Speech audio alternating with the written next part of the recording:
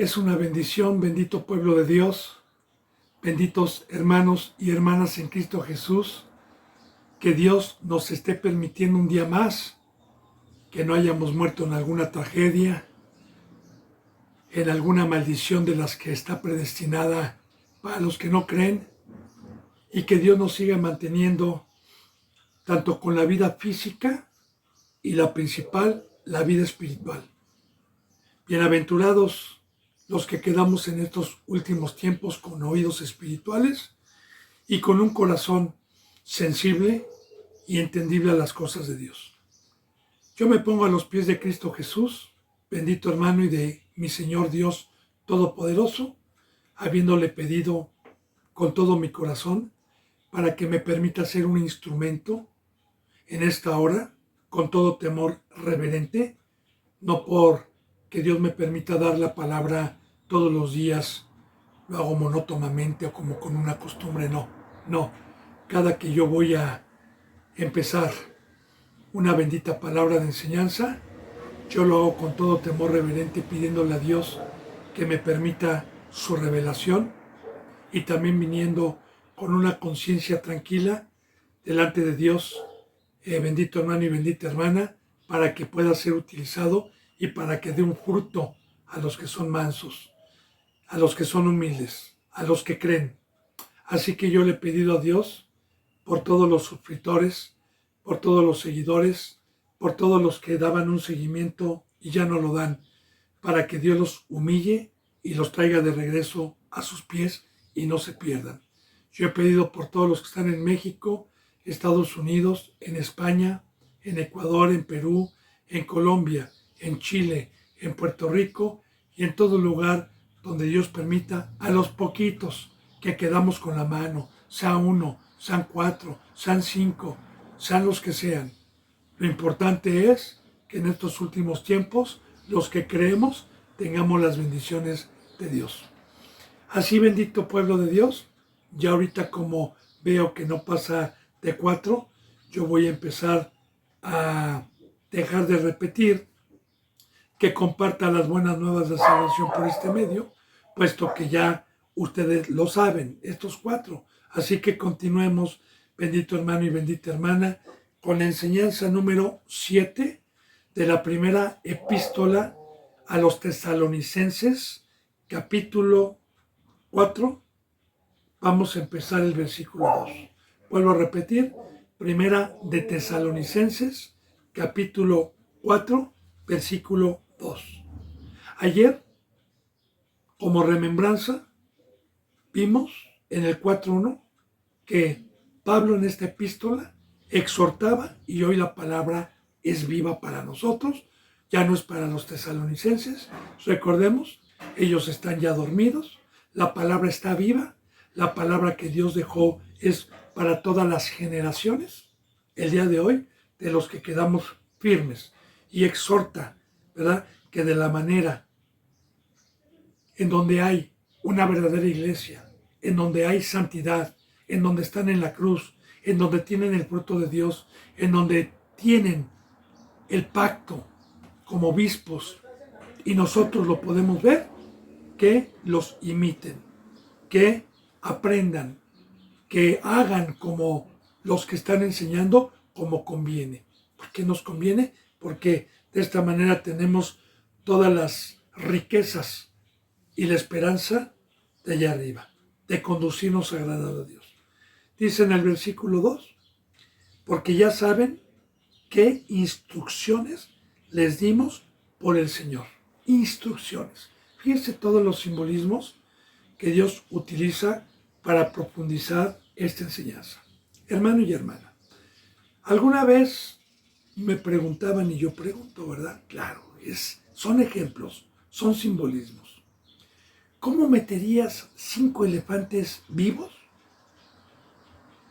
Normales, no de plástico, no de juguete. 5 elefantes en un Volkswagen o en un coche chiquito. Nada, pues.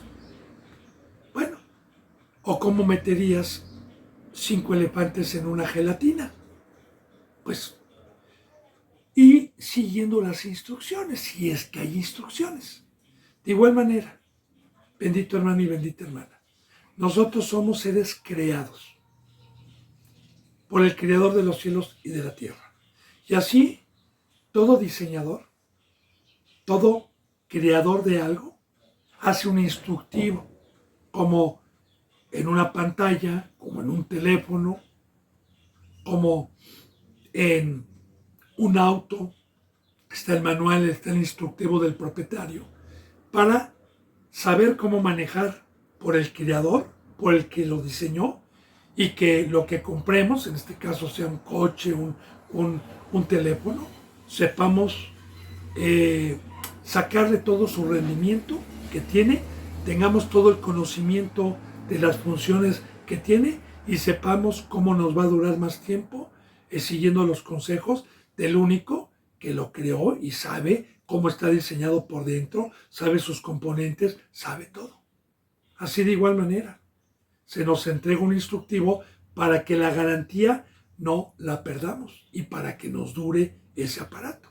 De igual manera, Dios, como creador de los cielos y de la tierra, nos ha dejado un instructivo que es su palabra, en el cual el ser humano perdió cuando entró el pecado al mundo por un hombre y por el pecado la muerte.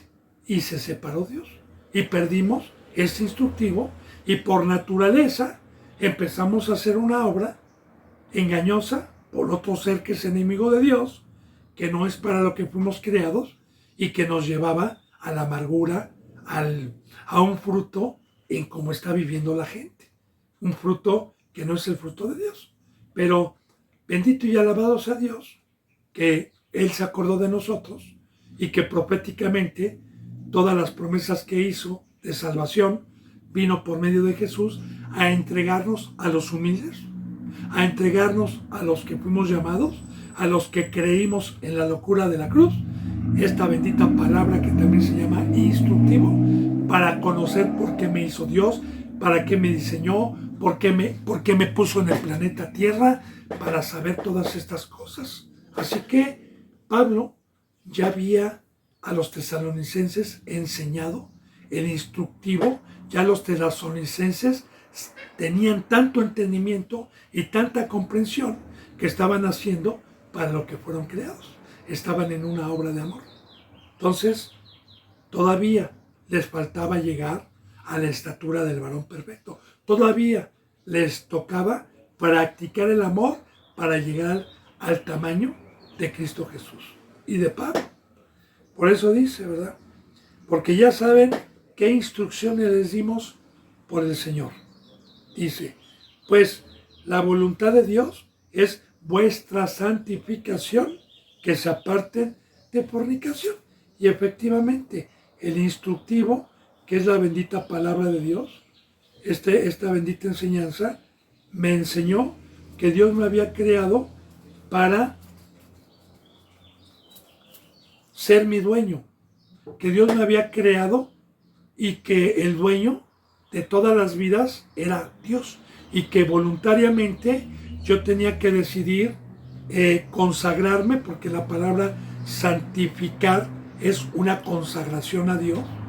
Y claro que cuando nosotros estamos consagrados a Dios somos santos, porque estando a los pies de Dios, estando sirviendo a los pies de Cristo, estando en la cruz, no podemos manchar, no podemos pecar. Ya le explicaba yo ayer y le ponía ejemplos, bendito hermano, que teniendo el privilegio de un ministerio, de la obra, no tenemos tiempo para atender al otro Señor. No tenemos tiempo para estar atendiendo cosas que nos llevan a la muerte, porque tenemos el campo, tenemos el privilegio de que Dios nos dio una obra, la cual estamos a los pies de Cristo y la cual nos mantiene alejados del mundo. Por eso, este instructivo me dio a conocer el pecado, me dio a conocer lo que era del César, lo que era del diablo y lo que era de Dios. Pues el instructivo me enseñó que la voluntad de Dios es a todos los que hemos sido llamados una santificación y que se aparten de la fornicación. Porque todo lo que trae el enemigo, toda la mesa del adversario, significa adulterar o fornicar según el tamaño espiritual. En este caso los tesalonicenses todavía no tenían el don de apóstol, de maestro, todavía no tenían el segundo pacto, que es una consagración como ministerio, todavía no eran la esposa de Cristo, ya casi estaban por lograrlo, ¿verdad? Pero mientras son discípulos, mientras no tengan el segundo pacto, se llama fornicación, porque una persona que no está casada, que tiene relaciones sexuales antes del matrimonio, se le llama fornicación. Y una persona que ya está casada, que tiene un matrimonio y engaña a su esposa o a su esposo, se llama adulterio. Entonces, en este caso, los tesalonicenses todavía estaban por alcanzar el don divino. Por eso Pablo, recuerde que Pablo quería ir a verlos para terminar de que Dios les diera una forma con esta enseñanza y pudieran recibir el segundo bautizo. Bueno, entonces, que se aparten de fornicación. Y la fornicación o el adulterio son todos los deseos de la carne, son todas las concupiscencias y todos los deseos, toda la mesa del enemigo. Así que recordemos, bendito hermano, que el apartarme de Dios es una muerte. El apartarme de fornicación también es una muerte. Yo prefiero estar muerto para el mundo, muerto para Dios, para Satanás, y vivo para Dios. Pero hay muchos que prefieren la muerte, la separación de Dios, y están vivos en la carne, porque espiritualmente ya no, para la hora del diablo. Bueno, que se aparten. Y aquí está el pacto, bendito hermano, aquí está el tema de la cruz, aquí está la verdad, ¿verdad? Un alejamiento, una consagración que para muchos es locura, para muchos es fanatismo, pero bueno, aquí lo volvemos a repetir, que se aparten con este instructivo que se nos dio. Dice en el versículo 3, pues la voluntad de Dios es vuestra santificación. Y vuelvo a repetir, en general, hermano y hermana, aquí le está hablando un pueblo que era gentil, y la palabra está viva, porque hoy no enseñan a ser santo, a consagrar, a tomar la cruz. La palabra santo es apartado del mal, que no cometa ningún pecado, que esté practicando. Como dice la bendita palabra, el que practica el pecado es del diablo.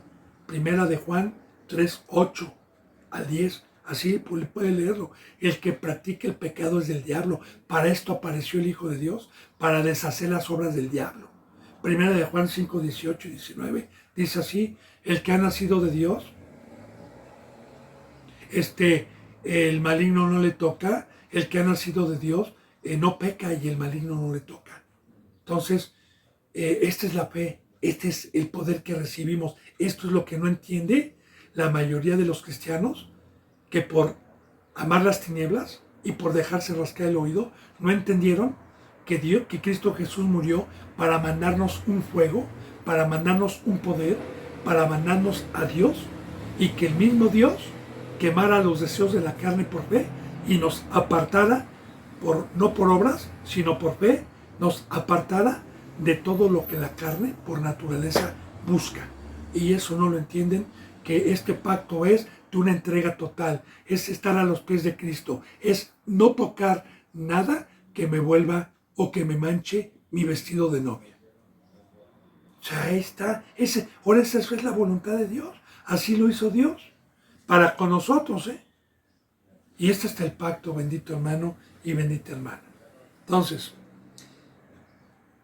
pues la voluntad es vuestra santificación, que se aparten de fornicación, que cada uno de ustedes sepa tener su propia esposa en santidad y en honor, como aprendimos en Efesios, sobre el matrimonio, sobre la esposa. Le hago una remembranza por los que quizás no hayan dado un seguimiento de Efesios para acá, porque Efesios nos habla del matrimonio y la bendita palabra en el pacto del matrimonio, porque es un pacto aparte del pacto que yo recibí de Dios como discípulo o como ministro. Si yo me quiero casar, es otro pacto. Claro que los discípulos, los hermanos y las hermanas, sean discípulos o sean ministros que no se casen, pues no tienen este pacto, no tienen este mandamiento, más que los que nos casamos.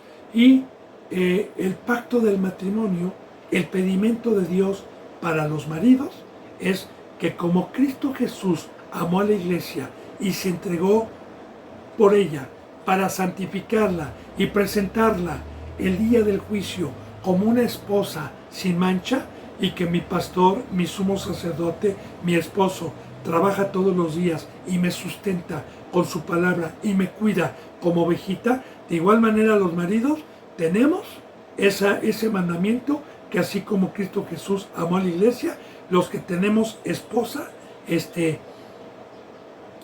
demos nuestras vidas y ocupemos el don que Dios nos dio para mantenerla santa. Como también dice en Timoteo, ¿verdad?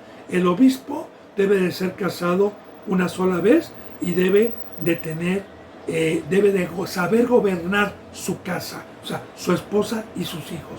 Porque si no saben gobernar, pues no son de Dios. Entonces, no me voy a meter ahorita al pacto, pero mi deber como esposo es santificar a mi esposa. Que cada uno de ustedes sepa, ¿con qué voy a saber? Con el instructivo, claro, porque por mis razonamientos, por mi sabiduría, ya Dios me permitió 42 años estar con Él y me ha permitido ver también la gente que no tiene este instructivo, cómo se comportan como animales. Entonces, sepa es mediante esta bendita palabra. Sepa tener su propia esposa en santidad y en honor. En honor, que el hecho sin mancilla es un honor. En honor, para que los que no creen, por la conducta de las esposas, se pueda ganar también a la gente. En honor. Dice, fíjese bien, yo no puedo permitir a mi esposa, en este versículo 5, dice, no en pasión de concupiscencia. Ahora, pasión de concupiscencia. La palabra pasión es un deseo apasionado que no podemos controlar muchas veces, y una concupiscencia es un deseo. Y vuelvo a repetir, Dios nos tomó de la tierra para formar este tabernáculo o esta casa temporal, y sopló el espíritu dentro de esta casa. Ahora, por naturaleza, mi cuerpo busca las cosas terrenales, por naturaleza. Pero todas las cosas terrenales o mundanas, bíblicamente, ¿cómo las podemos identificar? ¿Cuáles son? Se lo voy a decir en una palabra. Todo lo que va a desaparecer cuando venga Cristo, todo no es de Dios. De hecho, fíjese bien, ahorita en las guerras que hay de Israel, de Gaza, de Palestina, de Rusia, Ucrania, hay muchas casas, carros, negocios que ya fueron destruidos, que están en cenizas. Ahora, cuando venga Cristo, todo lo que es corruptible, todo lo que va a desaparecer, no es de Dios. En Colosenses 3:1 dice que busquemos las cosas de arriba, que busquemos las cosas eternas, que busquemos las cosas y las riquezas espirituales que los ciegos no pueden ver, no las de aquí abajo. Y claro que para buscar las cosas espirituales necesito una consagración, necesito un tiempo completo, así como necesito yo para poder tener una casa en el mundo, un coche y vivir bien, necesito una consagración en una obra y en un trabajo terrenal. Necesito un tiempo. Así, busquen las cosas de arriba, porque las que son corruptibles van a desaparecer. Bendito hermano y bendita hermana. Por eso dice, la carne tiene una pasión, tiene deseos. Yo también, Pablo decía, yo golpeo mi cuerpo todos los días y lo pongo en servidumbre, ¿sí? Ahora bien, ¿cómo voy a enseñar a mi esposa que no en pasión ni en concupiscencias? Porque las mujeres pues se dan más a la tarea de que ropa, maquillaje, que carro, que casa, que esto, que tiendas, revistas y deseos carnales. La mujer se tiende más a eso, ¿verdad? Entonces, fíjese bien, el marido tiene que enseñarle la santidad, tiene que enseñarle a cómo mantener el fuego de Dios, a no contristar la presencia de Dios, a no entristecer el fuego de Dios, que es el que nos ayuda a consumir todas esas concupiscencias y es el que nos ayuda a inclinar y a buscar las cosas que son eternas, las cosas que son espirituales. Pero para ello debo de guardar a mi esposa, debo de decirle, debo de sentarme con paciencia, con amor, a redarguirla, a exhortarla, así como Cristo Jesús me tuvo paciencia, de igual manera también, a no enseñarle la carne, no enseñarle las cosas que son temporales, sino las que son eternas. No en pasión de concupiscencia. Como los gentiles que no conocen a Dios. Y ahí está el ejemplo, bendito hermano y bendita hermana, que Dios me ha permitido en otras ocasiones poner de ejemplo. ¿Cuál es la diferencia y la conducta de una persona mundana a una persona espiritual? Son dos comportamientos totalmente diferentes, totalmente en todos los aspectos, en todos.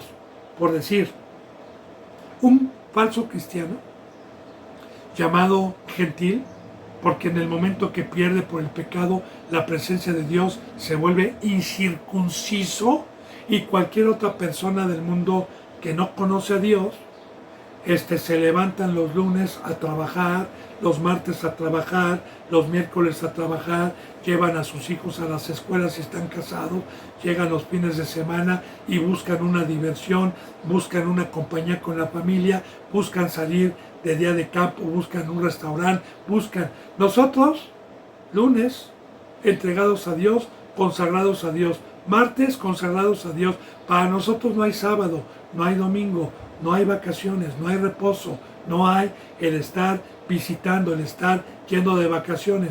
Nosotros estamos consagrados totalmente a Dios.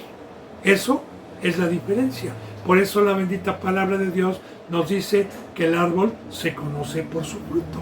Así que yo siempre le he sacado una cita bíblica que a mí me impacta, que dice: oh cristiano, quien sea que seas tú, dime si eres cristiano de labios, y yo te diré que soy cristiano por obras. No de labios, sino por obras, con hechos. No decir y jactarme, soy cristiano y soy salvo. Muchos dicen eso, pero sus obras son mundanas, son igual que cualquier persona del mundo. Lo único diferente que no hacen es que no van a la villa. Pero no todos son católicos, también hay otros que no creen en nada, que no tienen y que no van a la villa, pero tienen el mismo comportamiento. Los escépticos, los testigos de Jehová, los católicos, los de Alá, tienen el mismo comportamiento que todos los del planeta Tierra que no conocen a Dios. Los únicos que están ungidos por Dios y que están en la verdad, tenemos un comportamiento diferente. Entonces dice que no andemos como los gentiles, que andan en las concupiscencias, en los deseos, en la avaricia, en la codicia, porque no conocen a Dios. Dice en el 6, que ninguno, voy a profundidad, que no conocen a Dios. Porque de igual manera, bendito hermano y bendita hermana, quiero decir y quiero ser muy claro en esto, ahí están los contactos, por si usted quiere que se le añada lo que le voy a decir. Ponga atención. Porque el principio de la sabiduría es el temor a Dios. Quiero decirle que cuando venga Cristo Jesús, los que tuvieron el conocimiento y el pacto de la verdad y regresaron para atrás, van a tener un castigo 3 veces mayor que alguien que se le tocó la puerta y dijo no, y nunca entró por la puerta del redil. Porque bíblicamente, en el lugar del lago que arde con fuego y azufre, hay niveles de sufrimientos. Y para los que alcanzaron un nivel espiritual, como ministros, en este caso yo, y prevaricaron contra Dios, van a estar en el lugar más espantoso de sufrimiento. Luego hay otro nivel para los discípulos que no alcanzaron un ministerio, y luego para toda la gente, pero al final de cuentas es lago de fuego. Mire, le voy a explicar, bendito hermano y bendita hermana. Yo le decía alguna ocasión que Dios me permitió llevar el evangelio a gente que estaba en la cárcel. Y quiero decirle que lo que yo escuché y de lo que me enteré es que en ese lugar ya la cárcel es un sufrimiento, ¿sí? Pero dentro de la cárcel todavía hay un lugar de castigo espantoso, ¿sí? Que era un sótano donde bajaban a la gente problemática, ¿verdad? Y los traían, ahora sí que trabajando en cuclillas, lamiendo el piso con golpes, y encerrados en una celdita con una luz tenue que no sabían si era de día y de noche, ¿verdad? Porque los mandaban según el castigo 3, 4, 5 meses, y era horrible ese lugar, era horrible. Arriba, en donde estaban los presos, donde yo iba, podían salir, podían ir a comer, podían caminar, podían jugar básquetbol, voleibol, podían tener alguna obra dentro de ese reclutamiento en donde estaban, ¿verdad? Podían caminar, podían ver el sol, por lo menos, aunque estaban en la cárcel. Yo le pongo ejemplos también del lago de fuego, no deja de ser lago de fuego, va a ser horrible, pero va a haber niveles. Entonces, bendito hermano y bendita hermana, de igual manera, los que no conocen a Dios, Dios no los juzga, sino que Dios les da la oportunidad. Recuerde que Jesús vino por pecadores porque estábamos en ignorancia, porque no sabíamos la verdad. Bueno, ahora, que ninguno agravie, fíjese todo lo que está diciendo, sobre todo a los que ya tienen un tamaño espiritual. Porque recuerde que yo no le voy a exigir esto a un hermano o una hermana que tenga 1 mes, 2 meses, 3 meses, medio año, 8 meses, 1 año. No. Esto, los tesalonicenses, por lo menos tenían 2 años, porque ya estaban practicando el amor. Ya habían tenido un tamaño espiritual, y Pablo los está terminando de afinar, ¿verdad? Para que sean perfectos, tanto en el matrimonio como en no tocar nada del mundo, nada que nos manche, como la santidad y no fornicación. Dice también que ninguno agravie ni engañe en nada a su hermano, porque el Señor es vengador de todo esto, como ya os hemos dicho y testificado. Pero voy a profundizar este versículo porque muchos piensan, ¿verdad?, que engañar al hermano es que le hable por teléfono y decir, dile que no estoy. No. Ese tipo de engaño no. Mire, a Satanás se le conoce como el engañador. Y Satanás se disfraza de ángel de luz para engañar con una palabra que supuestamente es de Dios, que es de vida, pero es de muerte, para desobedecer a Dios. Nosotros estamos puestos para edificarnos los unos a los otros, para que no hablemos ninguna mentira y ningún engaño salga de nuestra boca, porque yo le digo, bendito hermano y bendita hermana, puedo entender bien esto porque a mí me ha pasado, le voy a dar testimonio para poder profundizar. Alguna ocasión, y no alguna, de muchas. Yo le voy a poner un ejemplo nada más, pero he tenido muchos ejemplos. Alguna ocasión daba la palabra habían como 28 personas. Y estaba dando la palabra de los dones en provecho común ya a personas que tenían un crecimiento espiritual, de ayudarnos mutuamente los unos a los otros. Y yo recuerdo que había una hermana, una madre soltera, que tenía 2 hijos y que tenía que trabajar, era una discípula y que no tenía dónde dejar a sus hijos. Entonces yo dije que los que tenían una mayor estatura y tenían una obra, ayudaran a la hermana, sobre todo una mujer, para poder tener esa obra y que la hermana pudiera no ser una piedra de tropiezo a nosotros, ¿verdad? Y pudiera seguir teniendo la bendición de Dios con un reposo de saber que sus hijas, porque no tenía dinero para pagar una guardería, ¿no? Y una de las hermanas se ofreció Y recuerdo, bendito hermano y bendita hermana, que un discípulo, una discípula que ya tenía tiempo, se acercó cuando no estaba yo, cuando ya había terminado la palabra, porque siempre había una convivencia, y le dijo, no, tú no hagas esto, tú tienes tu hija, ella tiene su responsabilidad, no la ayudes. Entonces por detrás estaban metiendo cizaña a la palabra de Dios. Entonces estas personas se engañan porque no usan la Biblia, son piedra de tropiezo. No nada más me pasó una vez, me pasó muchas veces, no nada más con ese tema, con muchos otros temas, que meten sus razonamientos porque son pecadores y no tienen revelación del camino. Y en vez de ser obra que me ayude, que edifique, eran piedras de tropiezo para los que enseñaba Dios por medio mío. Ya no están aquí, Dios los hizo a un lado. Bendito hermano y bendita hermana. Entonces, agraviar a mi hermano, cometerle un agravio o engañarlo, es meterle lo contrario a un mandamiento que haga Dios y le diga no hay problema, y lo estoy agraviando porque el pecado paga un salario y es la muerte, y le estoy engañando al decirle que ya es salvo, que no se preocupe, lo estoy engañando. Entonces, que ninguno agravie ni engañe a su hermano en nada. Y fíjese el problema y el pecado tan grave que es esto. Porque el Señor es vengador de todo esto. Sí, claro. Dios me llamó para edificar.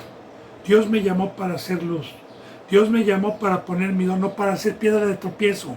Porque ir o ser piedra de tropiezo es ser opositor. Y el opositor es ser un diablo. Ahora, tristemente, bendito hermano y bendita hermana, a estas personas que en su momento fueron piedras de tropiezo y quisieron meter su sabiduría, ya no están aquí. Dios los dejó muertos. Dios los dejó en congregaciones que no son de Dios y que ya no se dan cuenta del error. Porque eso es lo que Dios manda. A mí me da horror porque el peor castigo es que Dios me mande un espíritu de estupor para que crea en la mentira, para que crea que estoy en la verdad y luego cuando venga Cristo me vaya separado de Él a la vida de su presencia. Entonces, Él es vengador, el Señor es vengador de todo esto. Los deja sin Dios, los deja sin espíritu, los deja engañados, los deja en el mundo, etc. Es vengador. Y recuerde, bendito hermano y bendita hermana, ¿qué dijo Dios? ¿Qué dijo Cristo? La venganza es mía. Déjenmela a mí, la venganza es mía. Es vengador de todo esto, como ya les hemos dicho y testificado. Porque los tesalonicenses habían tenido ya toda la enseñanza, porque para poder llegar a la estatura que tenían, tuvieron que haber pasado como discípulos mucho tiempo para entender todos los mandamientos de Dios. Y este mandamiento que está diciendo, lo está volviendo a corroborar nuevamente Pablo, como ya les hemos dicho, como ya les hemos enseñado, que nadie agrave a su hermano, y como ya les hemos testificado. La palabra testificado es testimonio, viene de testigo, así como yo le estoy diciendo ahorita, y le estoy testificando lo que yo vi que Dios hizo a los exhermanos y exhermanas que algún día estuvieron aquí, pero que cometieron agravio o trataron de engañar a su hermano, el pago que recibieron. Y doy testimonio. De igual manera, pues Pablo ya había enseñado y daba testimonio de eso. Bien, dice en el versículo 7, pues no nos ha llamado Dios a inmundicia, sino a santificación. Y todo lo que salga de mi boca para engañar a un hermano es inmundicia, es del mundo. Y todo lo que yo hable a mi hermano, que habla de la cruz, de una consagración, de salir del mundo, es santificación. Ahora, fíjense bien, no nos ha llamado Dios, la palabra llamado. Muchos son los llamados. ¿Cómo me llamó Dios? Por medio de su palabra, por medio del Evangelio, Por medio de una persona que tenía el Espíritu, me llamó Dios y creí. Ahora, cuando me llamó, ¿qué me dijo? Para poder entrar al reino, para poder participar de mi presencia, para que seas mi hijo, para que seas mi pueblo, necesitas morir, separarte, tomar tu cruz, que es el bautizo, y entregarte a mí. Señor, sí, pero ¿quién me va a enseñar? No te preocupes, tú hazlo y yo te voy a ir enseñando lo que es del César y lo que es de Dios. Y te voy a ir enseñando cómo te vas a ir apartando de todo esto. Ahora, Dios nos llamó para no pecar, para estar en la cruz, para estar a sus pies, para tener su imagen, no para estar manchándome. Entonces, y esto es en general, pues no nos ha llamado Dios a inmundicia, sino a santificación. Dos señores, dos obras. No podemos servir a dos señores, ya que habla de una consagración. Porque recuerde, la palabra santificación es consagración. Dice en el versículo 8, así que el que desecha esto, ay no, Dios es amor, hermano, no, mira, solamente Dios es fiel, tú ya eres salvo, no, Dios te tiene paciencia. Ok, hay muchos que engañan, pero hay de aquellos, porque Dios es vengador. Ahora, así que el que desecha esto, sea quien sea, no desecha a hombre, sino a Dios, que también nos dio su Espíritu. Porque, y no nada más esto, sino cualquier mandamiento, mira hermano y hermana, todo aquel varón que tiene la presencia de Dios y que ha pagado el precio por fe de estar en la cruz y estar santificado, todo lo que hablamos, no lo hablamos por nuestra propia voluntad, sino que el que enseña es Dios, el que habla es Dios, porque es con su palabra y es con su presencia y es con santidad. Recuerde que nosotros somos instrumentos, somos embajadores, como si Dios rogase por ustedes. Ahora, yo exhorto, amonesto con esta palabra el día de hoy a mis hermanos en Cristo Jesús que tienen un crecimiento espiritual, y le digo, el que hable conforme a las palabras, nunca metas un razonamiento, nunca metas el yo creo, porque vas a agraviar a tu hermano y vas a hacer una piedra de tropiezo. Te lo advierto, no es yo el que te está diciendo, es Dios, y cuidado, porque Dios es vengador. O sea, yo si amo a mi hermano le digo, cuidado, alerta hermano, porque lo amo. Y Dios no es hombre para que mienta, ni hijo de hombre para que se arrepienta. Dios dice, Dios hace. Entonces, bendito hermano, uno de los pecados más graves que puede haber es desechar a Dios. Y en el momento que desecho a Dios es cuando hago lo contrario y cuando digo, ay no, se me hace que ese es legalista, se me hace que ese es exagerado.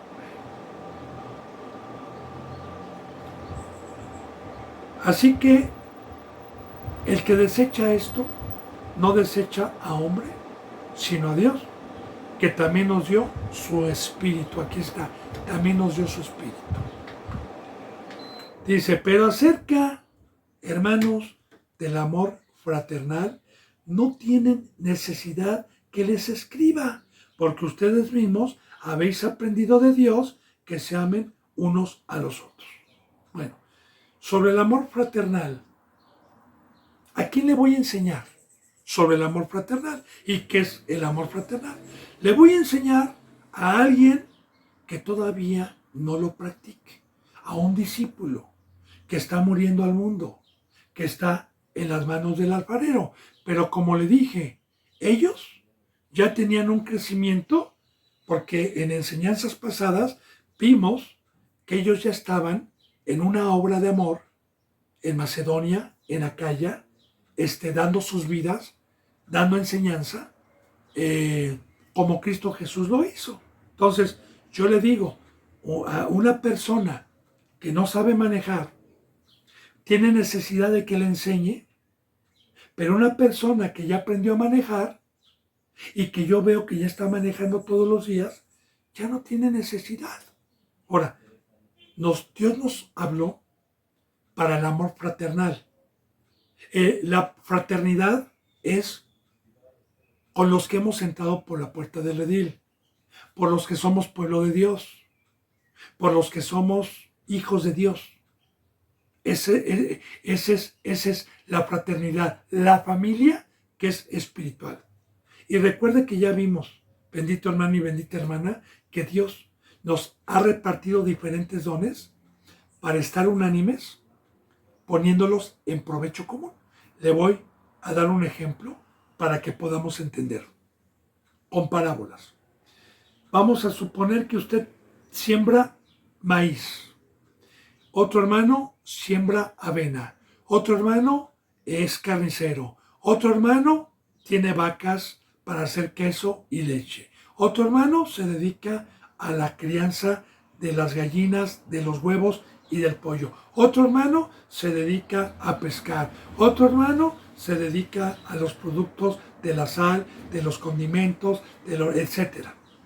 Ahora, cada uno cuando se junta trae lo que produce para ponerlo en provecho común y darle yo mi huevito y que usted me dé el queso y así mutuamente todos tengamos una comida por la obra de cada uno. De igual manera, los dones que tenemos son dones irrevocables, son dones que Dios nos dio y que tenemos que venir en fraternidad a ponernos en provecho común. Y recuerde, bendito hermano, que esto requiere la cruz, porque los tesalonicenses estaban todos los días juntos, ya habían tomado su cruz, ya habían salido del mundo, ya tenían el campo y la herencia, porque para poder tener esta herencia, si yo me aferro a estar sirviendo a dos señores, si yo me aferro a no santificar mi vida, a no consagrarla, no puedo hacer esta obra.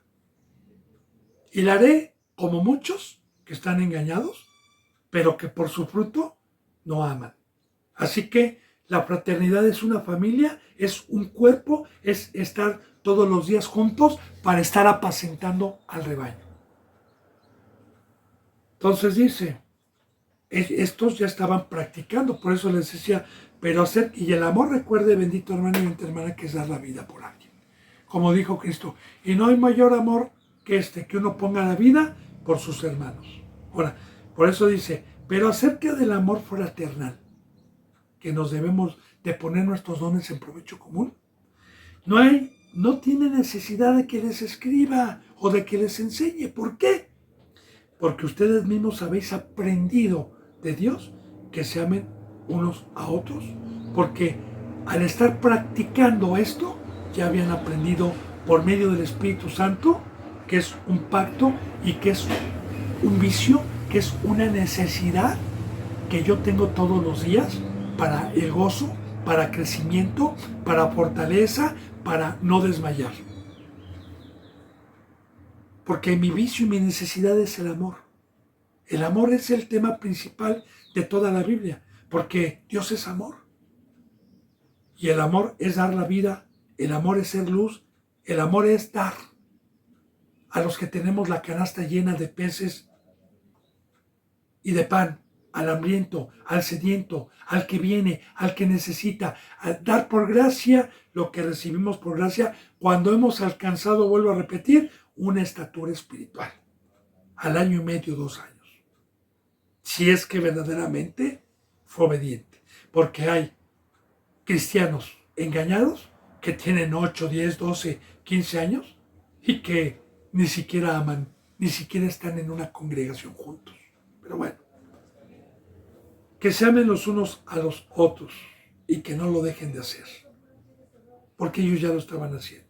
Dice en el 10, también lo hacéis así con todos los hermanos que están por toda Macedonia. El amor mutuo, el poner mi don en provecho común, el dar mi vida, es con los que Dios me ponga al lado. Estos ya lo estaban haciendo en Macedonia. Y vuelvo a repetir, no se lo olvide. Los que estaban amando No crea que decían, a ver, macedonios, cada domingo voy a venir a dar la palabra 2 veces a la semana. No, hermano, no. Ojalá usted vaya entendiendo todos los días. Y para ello, los tesalonicenses tuvieron que haber sacrificado muchas cosas del mundo, de la carne, de las riquezas temporales. Pero entendieron que el camino a la vida eterna era la obra, era el amar. Habían entendido que fuimos llamados no para fornicación, no para inmundicia, sino para santidad. Habían entendido lo que muchos el día de hoy no entienden, que se jactan de decir que son cristianos, pero por sus obras muestran que no. Y también hacen, y dicen el 10, ¿verdad? Y también lo hacen así con todos los hermanos que están por toda Macedonia, el dar sus vidas, el enseñar. Dice, pero les rogamos, hermanos, que abunden en ello más y más. Que no sean 3 horas diarias, ni 4 horas diarias. Les rogamos, hermanos, que abunden en Macedonia, no nada más, en Acaya, no, alrededores y más allá, hermanos. Y atienden y apacienten al rebaño, porque un pastor todos los días está con sus ovejas, un pastor todos los días las está cuidando, un pastor todos los días las está alimentando, un pastor todos los días las lleva al abrevadero. Un pastor que descuida y deja el rebaño solo, por horas, ya no le voy a hablar por días, llegan los lobos y se los llevan. Ahora, estos falsos pastores, 6 días descuidan a las ovejas y 2 horas quieren y se disfrazan de pastores. Y ellos no son lobos. Bueno, entonces les rogamos que abunden más y más en estas cosas.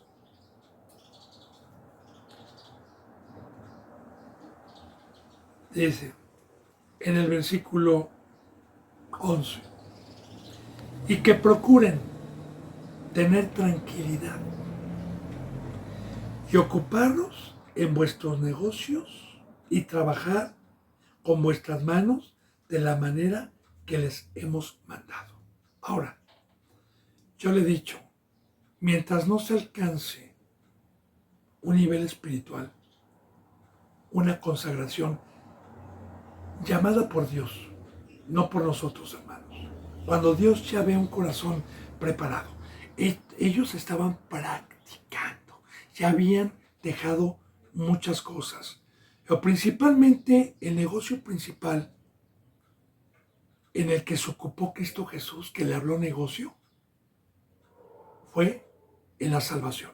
Y le voy a dar el versículo, si usted lo ha leído, cuando Cristo Jesús y sus padres iban en una procesión a Jerusalén y ya venían de regreso de una de las fiestas y ya tenían en la peregrinación 2 o 3 días, se dieron cuenta que no venía Jesús y sus padres preocupados se regresaron a Jerusalén a buscarlo. Y ya tenía 2 o 3 días el niño o el joven. Cuando llegaron, lo encontraron dentro de una sinagoga con los fariseos, dando una cátedra de la ley de Moisés. Y los tenía perplejos. Y María y José le dijeron a Jesús, hijo, ¿por qué nos has hecho así? Y él dijo, que no saben que en los negocios de mi padre debo de estar. Ahora, ¿cuál es el negocio del padre? Simbólicamente, con estos simbolismos.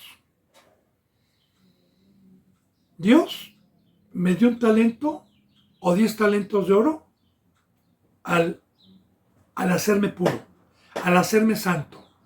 Y me dijo, ponlos a trabajar, que es el don. Y el negocio es que yo le presento otros 10 talentos cuando venga, o 5 talentos según el don que me haya dado. Y tenga que ofrecerle cuando venga. Y tenga que ofrecerle mientras esté. El negocio es multiplicar, es cuidar sus ovejas, es multiplicarlas. Ese es el negocio. Y ese es el trabajo. Entonces, y que procuren tener tranquilidad, fíjese bien, ponga atención. Tranquilidad. Ocupaos en vuestros negocios y trabajar con vuestras manos. Muchos pueden malentender esta palabra porque cuando la palabra nos habla de manos, a los que han dado un seguimiento en Salmos, y a los que han dado un seguimiento en el Nuevo Testamento, ¿sí? Las manos representan trabajar en el campo que Dios nos dio, en la obra que Dios nos dio. Yo le he dicho que como discípulo sí puedo tener un trabajo todavía en el mundo, en lo que Dios me va sacando. Aquí los tesalonicenses ya habían tenido un crecimiento espiritual. ¿Se acuerda que vimos en Efesios también que el que tenga amo terrenal se sujete a sus amos terrenales y trabajen y sean obedientes? También vimos este tema. Entonces, llega un momento en que cuando tenemos un crecimiento, Dios nos da la oportunidad de consagrar nuestras vidas y dedicar todo nuestro tiempo a la obra de Dios. Entonces, este es un negocio. Las manos representan también la obra de Dios, trabajo simbólicamente. Ahora, este trabajo, ¿qué fruto me da? Tranquilidad. Esta obra me da tranquilidad, me da reposo. ¿Por qué me da tranquilidad esta obra? Bueno, así como en un trabajo del mundo, cuando voy y ya tengo yo 3 semanas de buscar trabajo y mi familia está con hambre y no tengo para la renta y de repente llego y me contratan y me hacen y firmo un contrato con una paga buena, con seguro y con una planta, pues yo regreso tranquilo, sabiendo que mi problema se acabó. De igual manera, en esta obra, yo estoy tranquilo porque estoy atesorando para la vida eterna. Mi tranquilidad es saber que como mayordomo, que como siervo de Dios, cuando venga Cristo Jesús, si me haya haciendo su obra, si me haya haciendo este trabajo, mi tranquilidad es que me voy allá arriba y que estoy atesorando. Por eso procuren tener tranquilidad, como diciendo, salgan ya, abunden más. Porque en el versículo de arriba, para poder comprender este versículo, que dice, abunden más. Lo que tengan que dejar, ya déjenlo. Abunden más. Y les está incitando a tomar la cruz para que tuvieran el segundo bautizo de consagración a Dios. Y ocúpense mejor en vuestros negocios que les dio el Padre, en el campo. Y trabajar, aquí está trabajar, porque Dios nos habla de trabajo y nos habla de un reposo. El que no haya trabajado en su campo, en su obra, no va a tener reposo. El reposo es trabajar en su obra. Y trabajar con vuestras manos, ya le dije que no malinterpretemos, trabajar. Dice, de la manera que les hemos mandado. ¿Cuál es la finalidad de esto? Dice, a fin de que se conduzcan honradamente con los de afuera y no tengan necesidad de nada. También, de igual manera, bendito hermano y bendita hermana, quiero decirle a los que digan, ¿y de qué voy a vivir?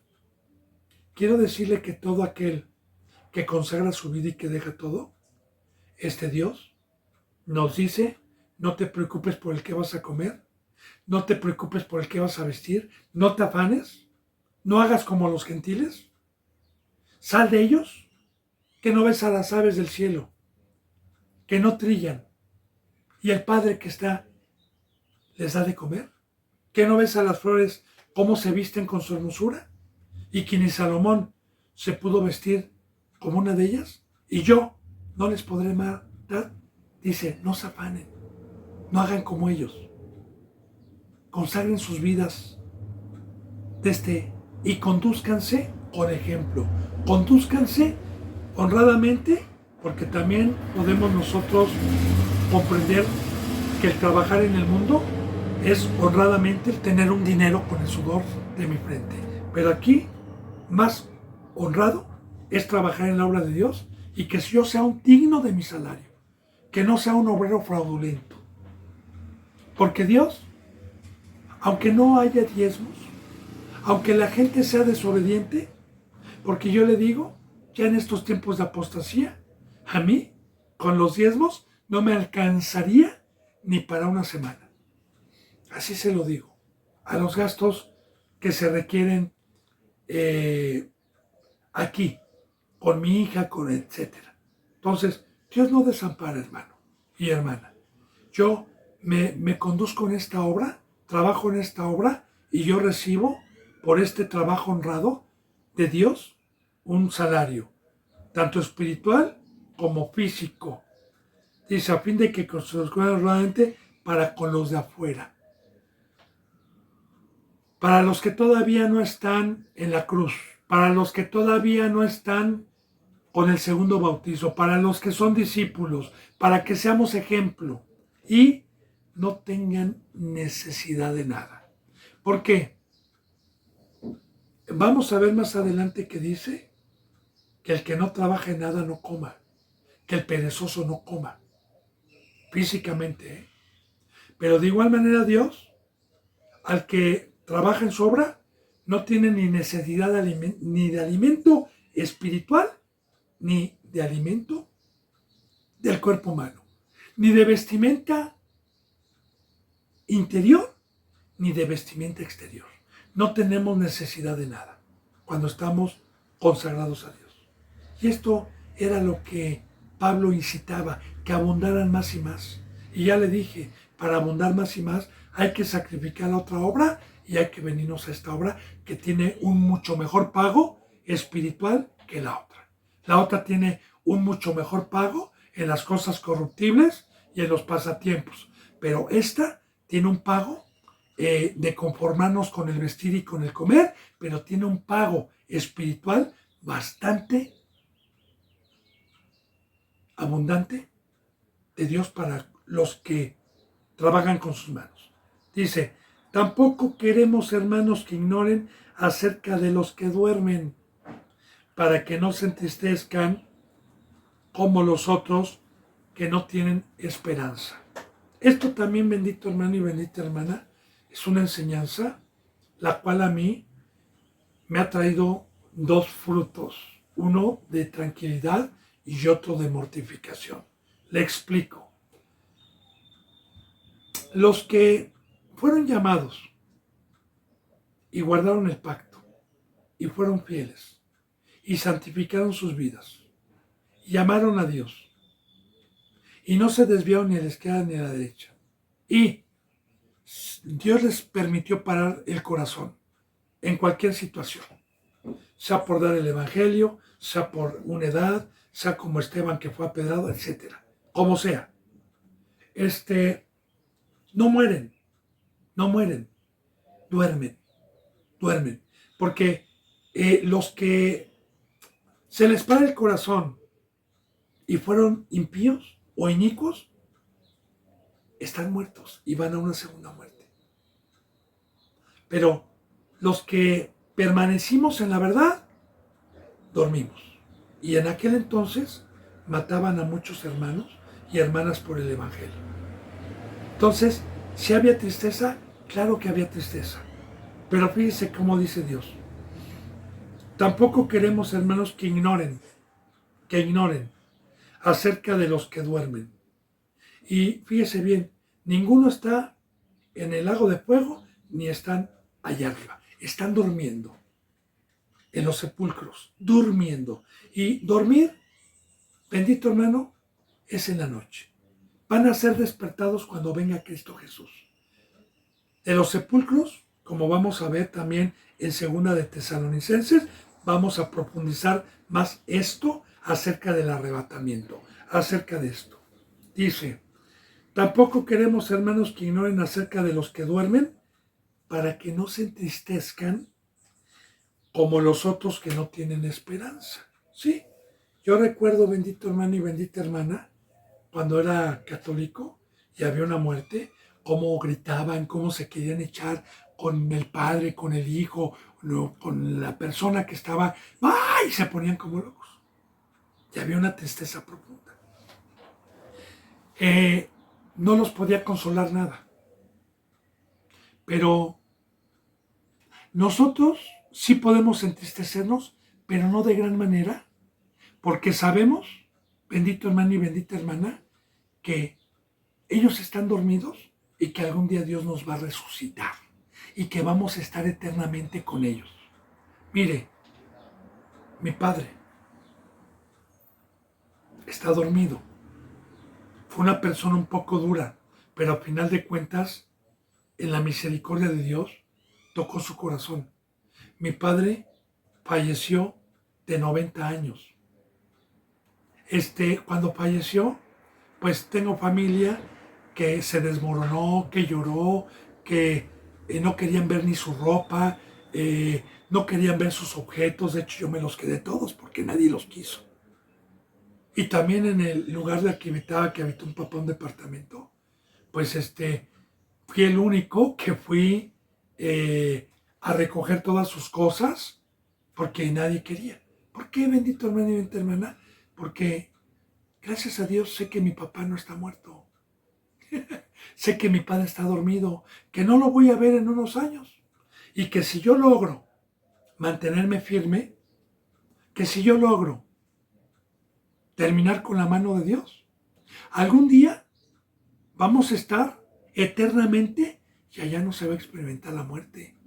Que algún día vamos a estar con Moisés, con Abraham, con Isaac, con Jacob, con Pablo, con Pedro, con Juan, con Cristo, con Dios. Vamos a convivir con todos ellos algún día. Claro, si logramos vencer, si logramos la meta, algún día vamos a estar en la eternidad con todos los que en todas las generaciones desde que Dios principió este camino, tanto en el Antiguo como en el Nuevo Testamento, vamos a estar con todos aquellos que fueron fieles, que fueron crédulos, que estuvieron con temor y que guardaron su depósito para aquel día. Maravilloso, maravilloso. Por eso yo no me entristezco como hacen los demás, ¿verdad? Que se les ha ido un ser querido. Porque fíjese bien, como los otros que no tienen esperanza, claro, porque los otros ignoran. Pero la verdad, hermano, es horrible, porque los que han muerto sin Cristo no tienen esperanza de la vida. Van a una segunda muerte. Dice, bueno, mañana se me terminó la hora. Mañana vamos a proseguir, bendito hermano y bendita hermana, con el versículo 14, pero vamos a concordar con el versículo 13 para poder entender el 14. Pero ya se me fue la hora, así que si Dios me lo permite, pues mañana lo haremos. Por lo pronto, yo me despido con un abrazo y con el beso del óculo santo. Hasta mañana, si Dios quiere, bendito hermano y bendita hermana, y gracias.